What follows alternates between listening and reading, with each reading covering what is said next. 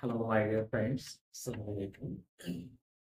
আশা করি সবাই ভালো আছেন। আপনারা সবাই আজকের এই সেশনে আমি একটা টিপস নিয়ে আপনাদের সামনে হাজির হয়েছি। এটা আসলে রাইট ফ্রম ভার্বস এর একটা অংশ। আপনারা জানেন রাইট ফ্রম ভার্বস খুবই গুরুত্বপূর্ণ একটা বিষয়। আর এটি সাবজেক্ট ভার্ব এগ্রিমেন্টের একটা বিষয় নিয়ে আমি আজকে কথা বলবো। একটা টপিক নিয়ে জাস্ট একটা পয়েন্ট আপনার সাথে আলোচনা করবার জন্য আজকের এই ভিডিওটি।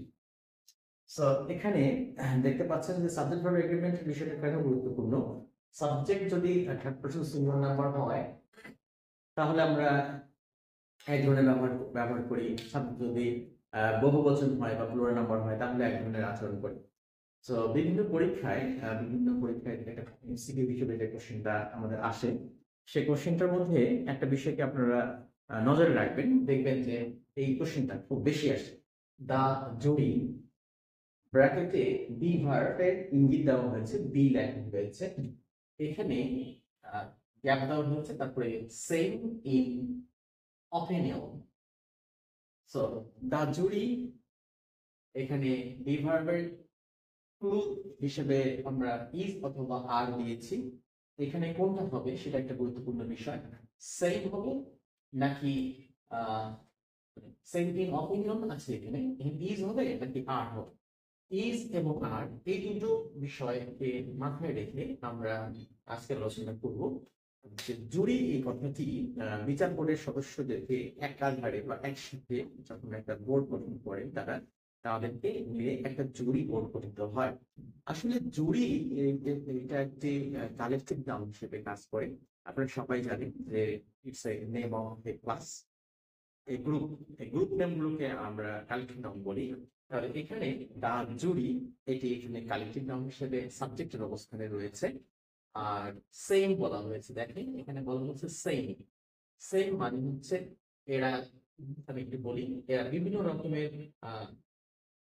রকমের মানুষকে নিয়ে একটা বিচার বোর্ডের সদস্যদের, বিভিন্ন রকমের বিচারকদের বা বিচার বোর্ডের বিভিন্ন রকমের সদস্যদেরকে নিয়ে তারা একটা দল করেছে। It has become a group, একটা গ্রুপ হয়ে গেছে, তারা একটা গ্রুপ রিপ্রেজেন্ট করছে। এটা কালেকটিভ নাউন। আমরা জানি কালেকটিভ নাউন সাধারণত দু একটা ব্যতিক্রম ছাড়া তারা সবাই বহুবচন হয়। কালেকশন সাধারণত বহুবচন হয়, তবে কয়েকটি কালেকশন আছে যারা সাধারণত বহুবচন হিসেবে ট্রিট করে না বা ট্রিট হয় না। যেমন ধরেন টিম, যেমন ধরেন ফ্যামিলি, গভর্নমেন্ট, এইগুলো কালেকশন নাউন হলেও এই নামগুলোকে আমরা সিঙ্গুলার হিসেবে ট্রিট করি।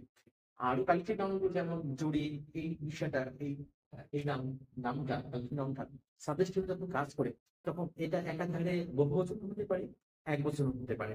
এটা কখন এক বচন কখন বহুবচন, এই এক বচন এবং বহু বচনের বিষয়টি নির্ধারণ করার জন্য আমাদেরকে এটা নিয়ে ভাবতে হবে। সো বিচার বোর্ডের সদস্যরা মিলে একটা দল হয়েছে, একটি গ্রুপ হয়েছে একটা। আর দেখেন এখানে তারাও কিন্তু এক আছে, সেম মানে এক, গ্রুপ এক, মতামত তাদের এক, সিদ্ধান্তে তারা এক। অতএব এখানে আমি সাবজেক্ট হিসেবে ধরবো এক। তার মানে সাবজেক্ট হিসেবে এনারা ইজ ইজ গ্রহণ করবেন। তার মানে বলতে কালেকটিভ নাউন হিসেবে জড়ি, এই নাউনটি যখন আমার সাবজেক্ট হিসেবে ব্যবহৃত হয় তখন যদি এই কালেকটিভ নাউনটি যদি তাদের অবস্থান, মতামত, সিদ্ধান্তে একক বা একতা বজায় রাখে তাহলে এই কালেকটিভ নাউনটি তখন সিঙ্গুলার হিসেবে কাউন্ট হবে। বিশেষ করে জুড়ি এই ওয়ার্ডটি কালেকটিভ নাউন হিসেবে যখন ব্যবহার হবে তখন এটা যদি সেম থাকে তখন এনাদেরকে আমরা একটা দল হিসেবে ট্রিট করবে এবং এরা সিঙ্গুলার হিসেবে কাউন্ট হবে। তো এটা হচ্ছে কালেকটিভ নাউনের একটা এক্সটেনশন ব্যবহার। আর কালেকটিভ নাউন হিসেবে জুড়ি একটা প্রয়োগ দেখলাম। তো এখানে একটা বিষয় মনে রাখবেন, দেখা যেতে পারে, আমরা একটু দেখি। তাহলে এখানে যদি বলা হয় যে সেম না হয়ে যদি আমি বলি ডিফারেন্ট অথবা ডিভাইডেড দিলাম, আমি দিলাম ডিভাইডেড। দা জুড়ি আগে ছিল সেম, এখন হয়ে গেল ডিভাইডেড।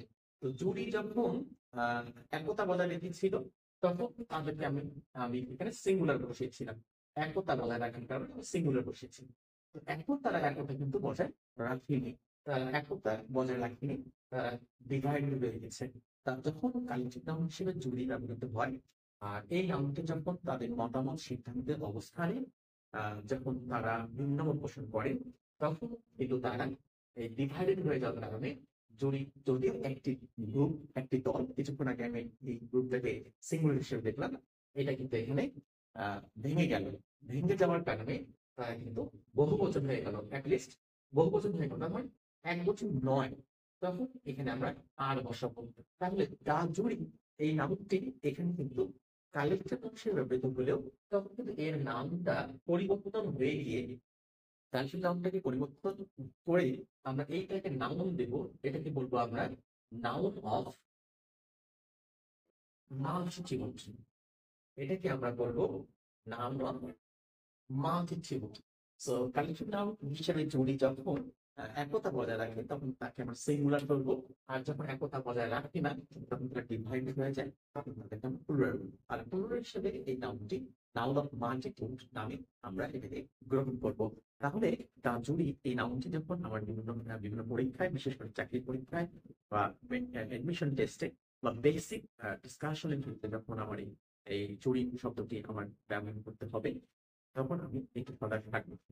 এই জুড়ি ওয়ার্ডটি নিয়ে আজকের আমাদের ভিডিওটি আপনাদের যদি উপকার লাগে তাহলে আমি শিখবো।